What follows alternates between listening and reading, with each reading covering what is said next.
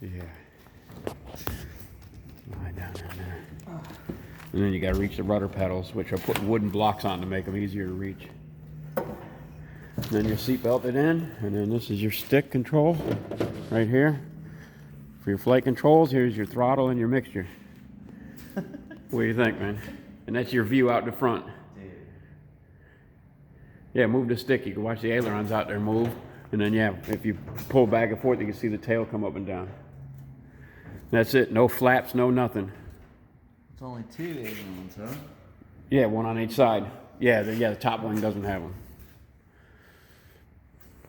So what do you think, man? Would you do? That's why you got a zigzag going up and down the runway so you don't hit nothing.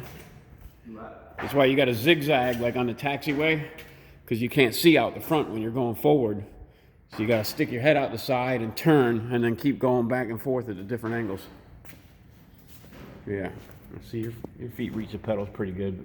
I'm going to put another set of blocks on there, and then put a small piece of wood on the top to taper it, because it's got toe brakes. If you push on the tops of the pedals, that's putting brake on, and then pushing the bottom back and forth moves the rudder back on the tail.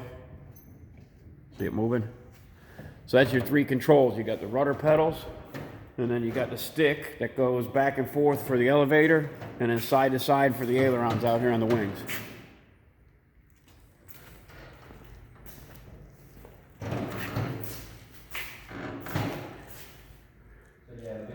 Give it some movement. Go back and forth with the stick. There you go. Yeah, that creaking is just fabric. It's hitting down there. I got to cut. There's a little excess fabric on the pipe. Yeah, and then your ailerons, move them. There you go. And then kick your rudder pedals. And that's it. What do you think, man? You ready to take some flying lessons? Oh yeah, and it'll roll fast too. It does snap rolls. Yep.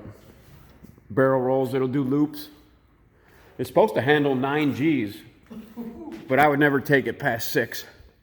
I'll probably never take it past 3. The G meter is right down here. It's got a G meter right there with a reset on it, so it holds your maximum G, so you'll know, and then yeah, you can hit the reset, and it'll reset it to 0 or whatever when you hit the reset. What's this? Vacuum? Fuel gauge. And that's for the aux tank, that's for the main tank, and the fuel selector is down by your leg, this little lever. That's the aux? That's the main? That's the main, yeah. Oh, okay, I see. Yeah, and the tanks are here. Here's the aux tank, and then the main's up front. When you get out, I'll show you the tanks. So what do you think, man? You're fucking crazy. You think? A little bit. Yep, and then hit the master on.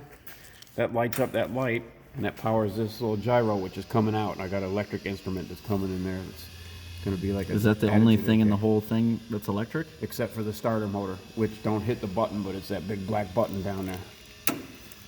Yep. Yeah, and that's fuel, mixture, and throttle. Carburetor heat. The engine primer over here. Those 2 breakers are popped. There's nothing connected to them. They're off, and they're the type you can push on and off. You can pull them out.